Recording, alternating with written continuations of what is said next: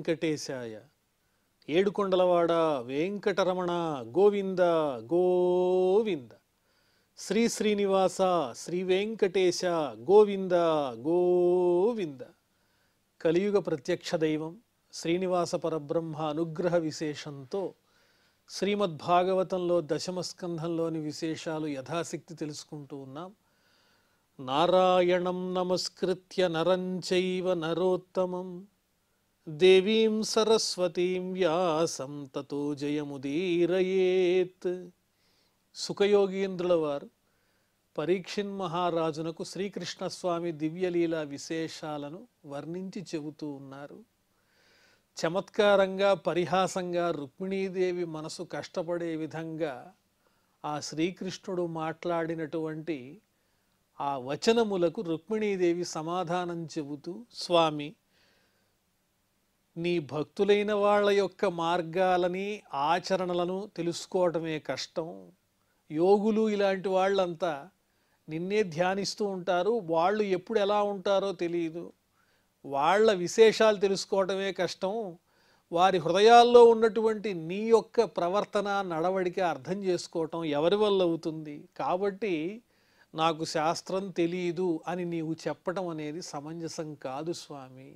నీ భక్తుల గురించే సామాన్యులకి తెలియదు, పరమాత్ముడవైనటువంటి నీ గురించి అర్థం చేసుకోగలిగిన వాళ్ళు ఎవరున్నారు? వీటన్నిటికన్నా అతీతమైన వాడివి నీవు. నిష్కించనో యది భవాన్ నయతోస్తి కించిత్ యస్మై బలిం బలిభుజోపి హరంత్యజాద్యాః నత్వా విదంత్యసుతృపో అంతకమాఢ్యతాంధాః ప్రేష్ఠో భవాన్ బలిభుజామపి తేపి తుభ్యం. ఇంకేమన్నావు? నేను నిష్కించనుడను అన్నావు, ఏమీ లేనివాణ్ణి అని చెప్పావు. దరిద్రతా లక్షణం అంటే నిష్కించనత్వంతు తవ నఘటతే. ఏమీ లేదు అని చెప్పటం అనేది నీ విషయంలో పొసగదు స్వామి. ఎందువల్లంటే బ్రహ్మాది దేవతలందరూ కూడా ఆవిర్భాగాలు వాళ్ళు స్వీకరిస్తారు యజ్ఞయాగాల్లో. వాళ్ళు స్వీకరించడమే కాకుండా ప్రత్యేకంగా నీకు వాళ్ళు సమర్పించుకుంటూ ఉంటారు. బ్రహ్మాది దేవతలే అర్పించేటువంటి ఆవిర్భాగాలు స్వీకరించేటువంటి నీకు ఏమీ లేదనడం అసమంజసం కదా. వాళ్ళంటే నీకెంతో ప్రీతి, అలాగే నువ్వంటే వాళ్ళకి ప్రీతి. పరస్పరము ఒకరికొకరు అత్యంత ఆత్మీయులైనటువంటి వాళ్ళు. ప్రేష్ఠో భవాన్ బలిభుజామపి తేపి తుభ్యం. వాళ్ళకి నువ్వు ఇష్టడవు, వాళ్ళు నిన్నిష్టపడుతూ ఉంటారు. నిన్ను తెలుసుకోలేని వాళ్ళు ఎవరు అంటే కేవలం ప్రాణాల కోసం ఇంద్రియ సుఖాల కోసం ఆరాటపడేటువంటి మూఢులు ఎవరైతే ఉంటారో, దేహాభిమానం కలిగిన వాళ్ళు ఎవరైతే ఉంటారో అలాంటి వాళ్ళు కాలస్వరూపుడవైన నీ గురించి తెలుసుకోలేకపోతూ ఉంటారు తప్ప ఏమీ లేదని మాత్రం నేను ఏమీ లేనివాడిని అని చెప్పకు. ఒకసారి అలా కూడా అర్థం చేసుకుంటే అంతా నీవే అయినప్పుడు నీదంటూ ప్రత్యేకంగా ఏముంటుంది? ఈ జగత్తంతా నీవే అయి ఉన్నావయ్యా, జ్ఞానహీనులు మాత్రమే ఆ విషయాన్ని తెలుసుకోలేకపోతున్నారని రుక్మిణీదేవి స్వామి మాటలకు సమాధానం చెబుతూ ఉన్నది. త్వం వై సమస్త పురుషార్థమయ ఫలాత్మ యద్వాంఛయా సుమతయో విసృజంతి కృత్స్నం తేషాం విభో సముచితో భవతః సమాజః పుంసస్త్రియాశ్చ రతయోః సుఖదుఃఖినోర్నా. నీవెలాంటి వాడివి? ఫలాత్మ, పరమానంద స్వరూపుడవు, సమస్త ఫలములను ఇచ్చేటువంటి వాడవు. ఏతస్యైవ ఆనందస్య అన్యాని భూతానివ ఏతాముపజీవంతి అని శృతివాక్యాన్ని అనుసరించి సమస్తమైనటువంటి జీవులకు సుఖాన్ని ఇచ్చేటువంటి వాడవు, పరమానంద ఘనస్వరూపుడవు నీవు. అలాంటి నీకు నాకు సమత్వం ఎక్కడుంటుంది? నువ్వు నేను సమమేనా అని అడిగావు కదా. నీ భావన నిజమే ఒక రకంగా. ఎందువల్లంటే నీ వంటి పరమాత్మ స్వరూపుణ్ణి, అందరికీ ఆనందాన్ని ఇచ్చేటువంటి వాణ్ణి, పురుషార్థమయ సమస్తమైన పురుషార్థములతో నిండినటువంటి నువ్వెక్కడ, సామాన్యనైనటువంటి నేనెక్కడ? అంతేకాకుండా నీ భక్తులైనటువంటి వాళ్ళు ఎవరైతే నిన్ను తెలుసుకోవాలనేటువంటి సద్బుద్ధితో ఉంటారో వాళ్ళు సమస్తాన్ని త్యాగం చేసేస్తారు. ఈ సంసార సంబంధమైనటువంటి బంధాలన్నింటినీ విడిచిపెట్టి నిన్నే అనుసరిస్తూ ఉంటారయ్యా. వాళ్ళకి నీ గురించి బాగా అర్థమవుతుంది. పండితులైన వాళ్ళు, జ్ఞానులైనటువంటి వాళ్ళు కోరేది నీ దాస్యాన్నే. అజ్ఞానంతో కూడినటువంటి వాళ్ళు ఈ లౌకికమైనటువంటి సంబంధాలను ఏమనుకుంటారంటే కేవలం శారీరకమైన భౌతికమైనటువంటి సంబంధాలు అనుకుంటారు. పుంస స్త్రియాశ్చ రతయోహ సుఖదుఃఖినోహ. ఈ స్త్రీ పురుష సంబంధం అనేటువంటిది బాహ్యమైన శారీరక సంబంధమైనటువంటిదని భావన చేసేటువంటి వాళ్ళు సుఖదుఖాల్లో పడి కొట్టుకుంటూ దుఃఖములను కూడా సుఖములని భావన చేస్తూ మళ్ళీ మళ్ళీ జన్మిస్తూ నశిస్తూ ఉంటారు. నిజానికి నీతో నాకున్నటువంటి ఈ సంబంధము కేవలము పతి పత్ని సంబంధం మాత్రమే కాదు, సాధారణమైన లౌకికమైనటువంటి స్త్రీ పురుష సంబంధము, భార్యాభర్తృ సంబంధం మాత్రమే కాదు. నీవేమో శేషివి, నీవు స్వామివి, నేనేమో దాసిని. నేను భక్తురాల్ని, అనన్యమైనటువంటి హృదయంతో నిన్ను నా మనస్సునందు నిలుపుకున్నటువంటి భక్తురాలిని. అది నీతో నాకున్నటువంటి సంబంధం, శేషశేషి సంబంధం. ఒక పరమాత్మను ఆశ్రయించినటువంటి జీవుని వంటి స్వరూపమే తప్ప కేవలము బయటికి కనిపించేటువంటి స్త్రీ పురుష సంబంధం మాత్రమే కాదు. ఆ లెక్కకొస్తే ఈ జగత్తంతా స్త్రీప్రాయమే. పురుషోత్తముడవు నీవు కాబట్టి లౌకికంగా కనిపించేటువంటి ఈ లింగభేదములకు సంబంధించిన ఈ స్త్రీ పురుష సంబంధాన్ని మాత్రమే గమనించి ఇంద్రియ సుఖాలకు లోనైనటువంటి వాళ్ళు ఈ సంసార సుఖదుఖాలతో కట్టుబడినటువంటి వాళ్ళై మళ్ళీ జన్మిస్తూ ఉంటారు, మళ్ళీ మరణిస్తూ ఉంటారు. నీ తత్వం ఏనాటికి అర్థం కాదు స్వామి. నేను నీ భార్యనైనప్పటికీ కేవలము అది మాత్రమే కాదు, నీవు పరమాత్ముడనేటువంటి జ్ఞానము తెలిసినటువంటి నీ దాసిని నేను. నీవు శేషివి, నేను శేషస్వరూపిణిని, నేను నీ దాసిని అని చెబుతూ ఒక్కొక్క స్వామి మాట్లాడిన ప్రతి ప్రశ్నకి కూడా సమాధానం చెబుతూ ఉన్నది. సమత్వం అంటే అన్ని సమానంగా ఉండాలన్నావు కాబట్టి అన్నింటిలోనూ నీదే పై చెయ్యి. ఎందువల్లంటే పరమాత్మను మించినటువంటి స్వతంత్రుడైనటువంటి పరమాత్మను మించింది ఇంక ఈ లోకంలో ఏముంది? అటువంటి పరమాత్మ స్వరూపుడమైన నిన్ను నేను ఆశ్రయించినటువంటి దాసిని. అంతేలే, సమత్వం ఎక్కడుంది అంటోంది ఆవిడ. తన్యస్తదండ మునిభిః గదితానుభావః ఆత్మాత్మదశ్చ జగతామితి మే వృతోసి హిత్వా భవద్భ్రువ ఉదీరిత కాలవేగ ధ్వస్తాసి శోబ్జ భవనాక పతీన్ కుతోన్యే. భక్తులైనటువంటి వారు అన్నింటినీ విడిచిపెట్టి న్యస్త దండ మునిభిః గదితానుభావ, ఎవరైతే అన్నింటినీ విడిచిపెట్టి నిన్ను ఆశ్రయించుంటారో వాళ్ళకి మాత్రమే నీ జ్ఞానం ఉంటుంది. అందువల్ల వాళ్ళందరూ నిన్ను స్తుతిస్తూ ఉంటారు పరమాత్మ స్వరూపుడవని. నేను భిక్షుకుల చేత స్తుతింపబడుతూ ఉంటాను అన్నాడుగా స్వామి. ఆ ప్రశ్నకి సమాధానం చెబుతోంది ఆ తల్లి.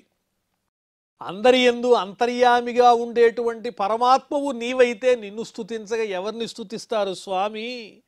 ఆత్మలాభాన్ని కలిగించేటువంటి వారు, శాశ్వతమైన ఆనందాన్ని కలిగించేటువంటి వారు మీరే.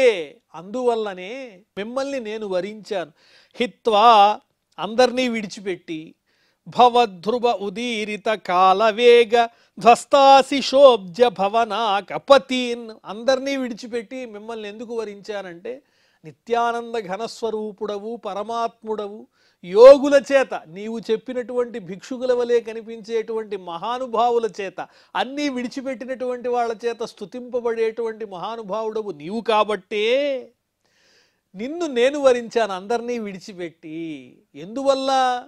ఎంతోమంది దేవతలు ఉన్నారు, వాళ్ళంతా ఎలాంటి వాళ్ళు అంటే ఒక్కసారి నీవు కనుబొమ్మని అలా కదిలిస్తే చాలు, భవద్భ్రువ ఉదీరిత కాలవేగ ధ్వస్తాశిష, నీవు కనుబొమ్మని కదిలిస్తేనే ఈ కాలమంతా కూడా కదిలి వెళ్ళిపోతూ ఉంటుంది. ఆ కాలాన్ని నియంత్రించేటువంటి వాడివి కదా నీవు. నీ చేత ప్రేరేపించబడినటువంటి కాలవేగము చేత తారుమారైనటువంటి వైభవములు కలిగిన వారు ఇతరులైనటువంటి దేవతా స్వరూపులందరూ కూడా అబ్జభవనాక పతీన్, ఆ బ్రహ్మగాని ఇంద్రాది దిక్పాలకులు గాని వీళ్ళందరూ కూడా నీ కనుబొమ్మ సైగతో మార్చబడేటువంటి కాలానికి లోనైనటువంటి వారే. వాళ్ళని నేనెందుకు వరిస్తాను? వీటన్నిటికన్నా అతీతమై అందరినీ నడిపించేటువంటి పరమాత్ముడవు నీవే అనేటువంటి జ్ఞానం నాకున్నది కాబట్టి ఒక దాసిగా స్వామివైనటువంటి నిన్ను నేను వరించాను. ఒక జీవుడు జ్ఞానము కలిగి ఏ విధంగానైతే పరమాత్మతత్వాన్ని తెలుసుకుని పరమాత్మని ఆశ్రయిస్తాడో ఆ విధంగా నేను నిన్ను ఆశ్రయించాను తప్ప మనది సామాన్యమైనటువంటి కేవలము భార్యాభర్తృ సంబంధం మాత్రమే కాదు. నీవు స్వామివి, నేను నీ దాసిని. కాబట్టి భిక్షుకుల చేత స్తుతింపబడే నేను సామాన్యుణ్ణి అని నువ్వు చెప్పావు కదా, దానికి ఇది సమాధానం. నీ కనుబొమ్మల సైగతోనే ఈ కాలము కదిలినటువంటిదై ఆ మహానుభావులు అనుకునేటువంటి వాళ్ళ పదవులన్నింటినీ కూడా తారుమారు చేయగలిగినటువంటి శక్తి నీకే ఉన్నదయ్యా. అందువల్ల వాళ్ళందరినీ కాదని నిన్నే వరించా. నువ్వే పరమాత్ముడవు, ముక్తి ప్రదాతవు. జాడ్యం వచస్తవ గదాగ్రజ యశ్చ భూపాన్ విద్రావ్య శార్ంగ నినదేన జహర్ధమాం త్వాం సింహో యథా స్వబలిమీశ పశూన్ స్వభాగం తేభ్యో భయాత్ యదుదధిం శరణం ప్రపన్న. ఇంకేం చెప్పావు? రాజులకి భయపడి సముద్రంలో దాక్కున్నానని కూడా నీవు చెప్పావు కదా.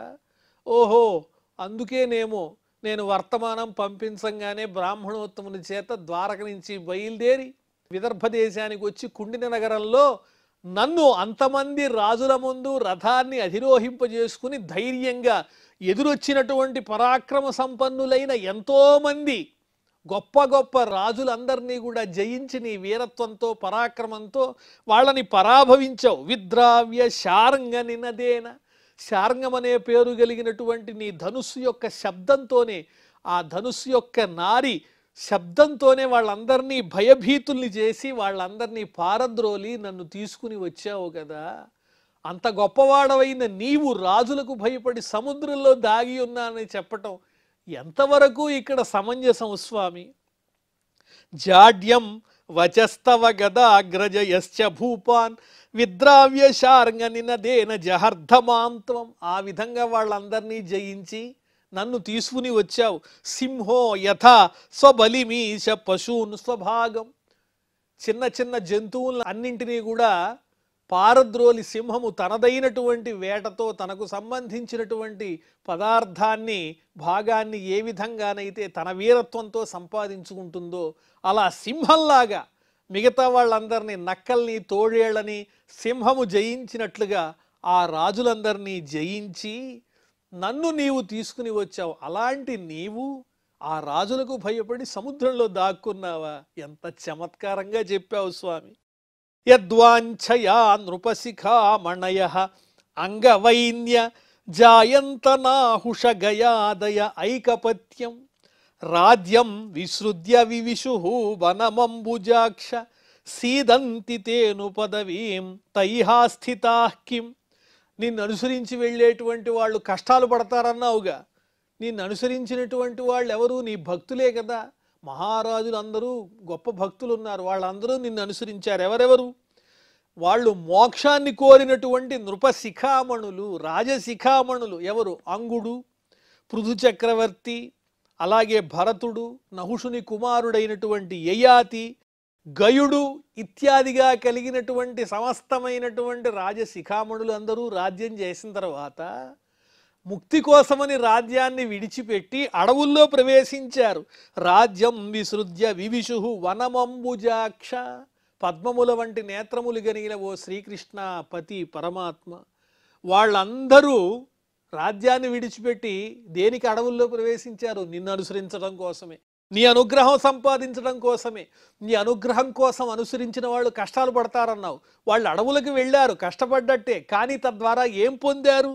ఎవరూ పొందలేనటువంటి నీ దివ్యమైనటువంటి సాన్నిధ్యాన్ని, నీ పాదమూలాన్ని సంపాదించుకోగలిగారు. వాళ్ళంతా వనం ప్రవేశించినంత మాత్రాన కష్టాలు పడినట్లు కాదు స్వామి. వాళ్ళు సామ్రాజ్యాన్ని వదిలి అడవిలో ప్రవేశించారు. కానీ చిట్ట చివరిగా వారు పొందింది ఏమిటి? నిన్ను ధ్యానించటం ద్వారా చక్కగా నీ అనుగ్రహాన్ని సంపాదించారు.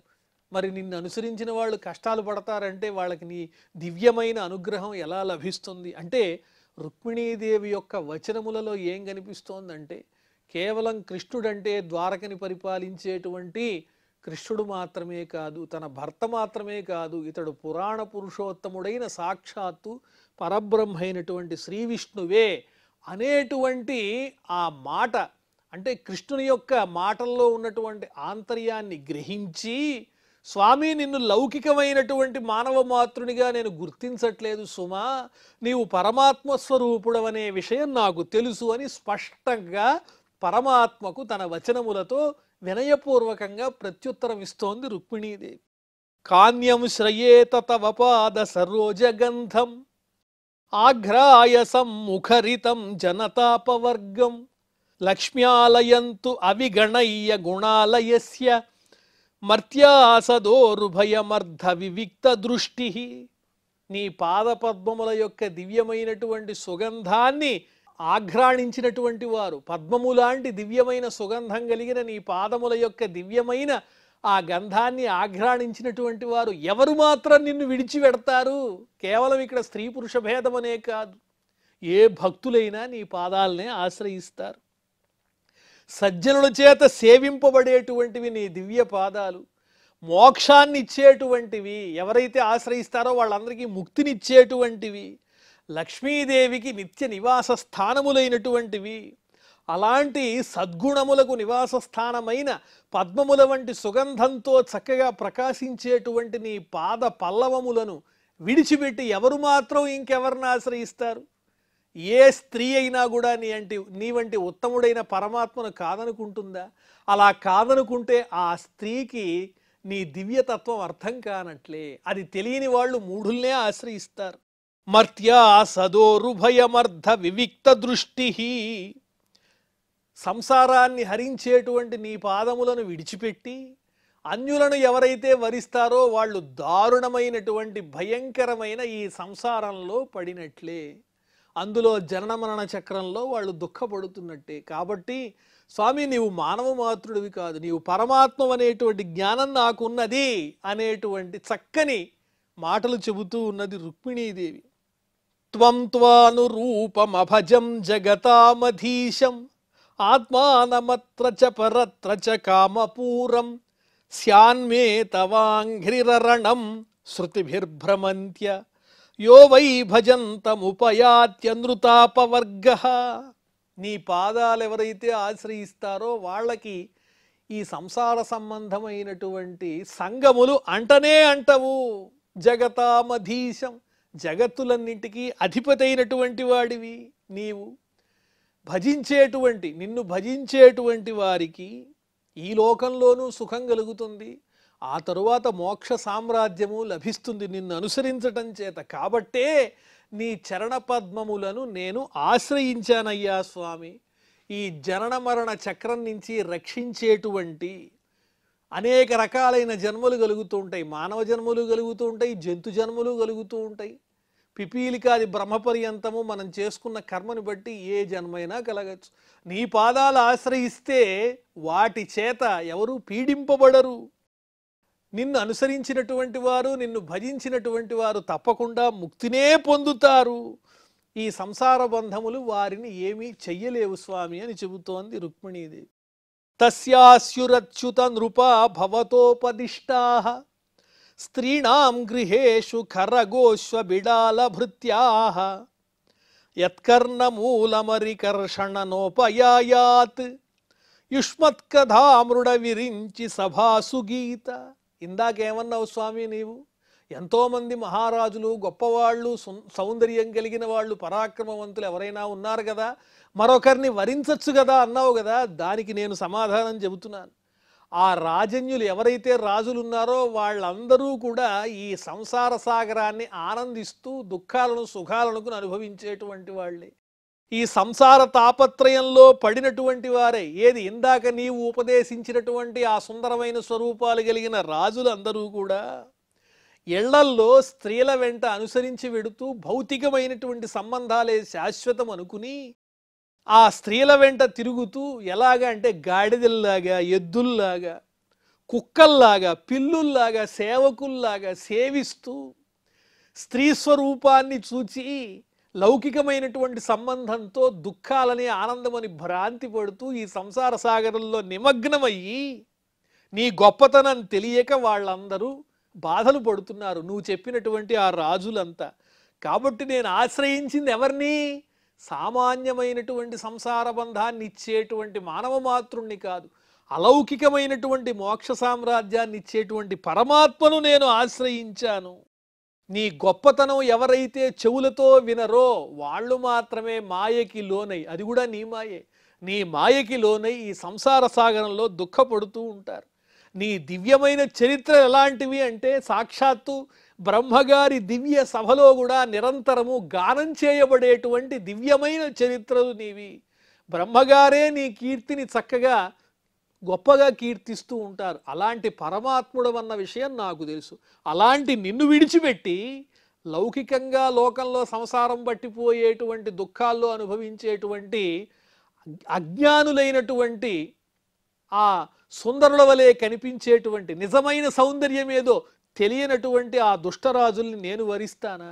నేను బ్రాహ్మణోత్తముని చేత నీకు కబురు పంపి నీకు ఆహ్వానం పంపించింది కేవలము ఒక సామాన్యమైన పురుషునిగా ఎంచి కాదు స్వామి, ఈ లోకంలో మానవ రూపంలో సంచరిస్తున్నటువంటి పరమాత్మ స్వరూపుడవు నీవు అని దివ్యతత్వాన్ని ఎరిగి నిన్ను వరించాను తప్ప కేవలం లౌకికమైనటువంటి ఈ భౌతికమైనటువంటి కేవల భార్యాభర్తృ సంబంధం మాత్రమే కాదు. నీవు పరమాత్మవు, నేను నిన్ను ఆశ్రయించినటువంటి భక్తురాలననేటువంటి ఆలోచనతోనే అప్పుడే నిన్ను వరించాను. నేను వరించటం అంటే ఒక కన్యక కేవలము వరుణ్ణి వరించటం కాదు, పరమాత్మను భక్తుడు వరించినటువంటి సంబంధంతోనే నిన్ను వరించా నేను.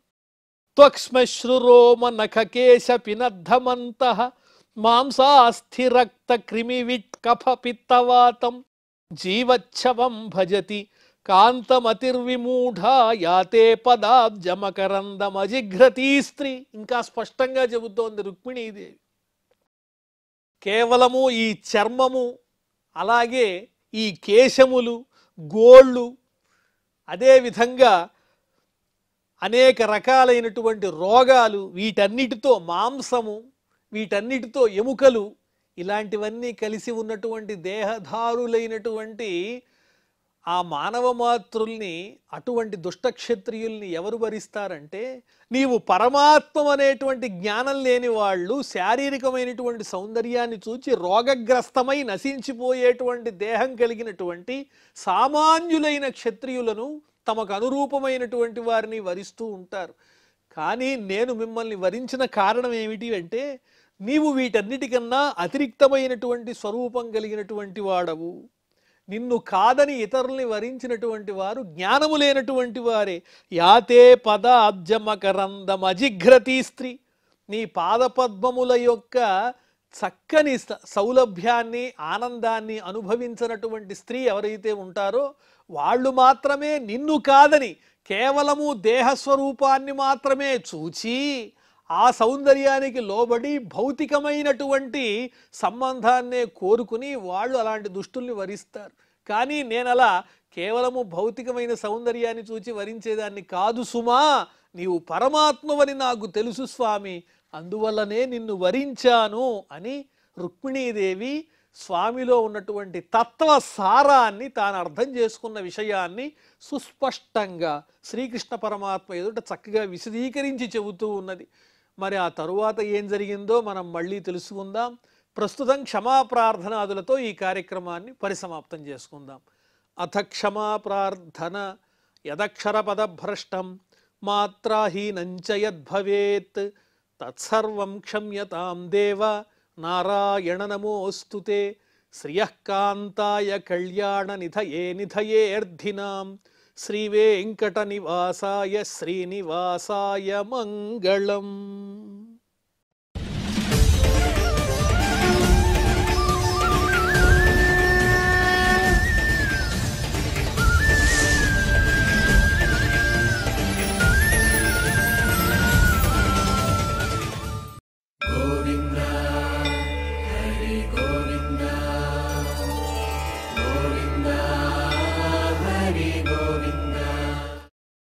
ఓం